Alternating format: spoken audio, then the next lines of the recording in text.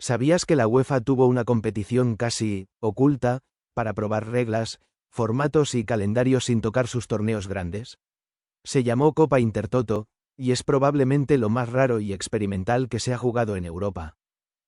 Un torneo veraniego que parecía inventado sobre la marcha y que, aún así, terminó influyendo muchísimo en el fútbol actual.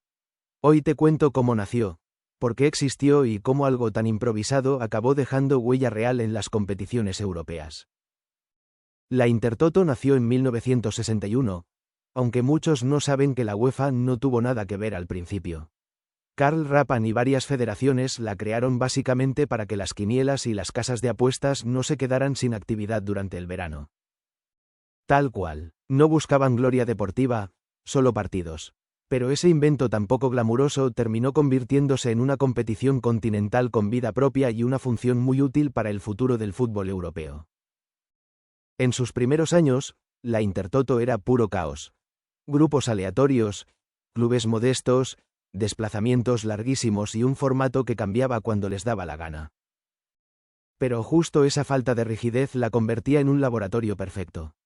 Permitía probar sistemas de grupos, calendarios alternativos y combinaciones imposibles sin molestar a nadie. Era la zona de pruebas, ideal para ideas que jamás se atreverían a usar en un torneo serio. En 1995 llegó el gran giro. La UEFA tomó el mando y, de repente, la Intertoto dejó de ser un torneo marginal para convertirse en su campo de experimentación oficial. La usaron para ver cómo funcionaban las eliminatorias veraniegas, cómo respondían los equipos a calendarios comprimidos y qué formatos encajaban mejor para la futura Copa de la UEFA. Era el terreno perfecto para arriesgar sin miedo y medir resultados reales. Lo más llamativo de esta etapa fue el premio. No te daban un trofeo espectacular, sino algo mucho mejor: acceso directo a la Copa de la UEFA.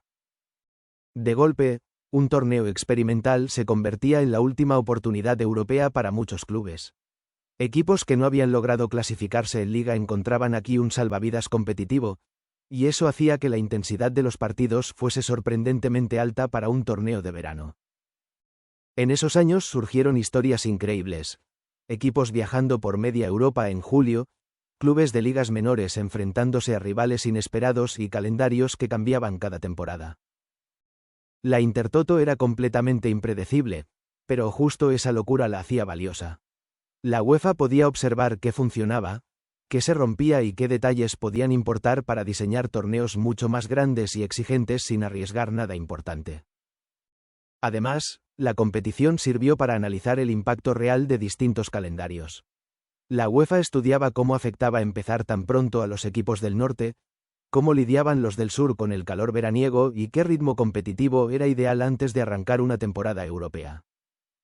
Mucho del diseño actual de las previas nace, sin que muchos lo sepan, de lo que descubrieron en esta competición. Lo curioso es que, pese a su fama de torneo menor, la Intertoto vio pasar equipos que luego triunfarían en Europa. Algunos usaron el torneo como un trampolín perfecto. Afinaban forma física en julio, cogían ritmo antes que nadie y terminaban teniendo temporadas espectaculares. La Intertoto demostraba que incluso una competición experimental podía tener un impacto serio en el desarrollo de muchos clubes. En 2008 llegó el final. La UEFA decidió que ya no tenía sentido mantener la Intertoto porque la nueva Europa League absorbía completamente su función. Pero su legado continúa. Muchos formatos híbridos, sistemas de clasificación y ajustes de calendarios modernos nacen directamente de los experimentos que se hicieron allí. Fue un torneo raro, sí, pero tremendamente influyente. La Copa Intertoto puede sonar a una pieza perdida del fútbol, pero fue clave para modernizarlo. Un torneo nacido para alimentar quinielas terminó moldeando calendarios, previas y estructuras que hoy damos por normales. Si te gustan estas historias ocultas y quieres descubrir más curiosidades del fútbol, este canal es para ti. Suscríbete, dale like y activa la campana para no perderte nada.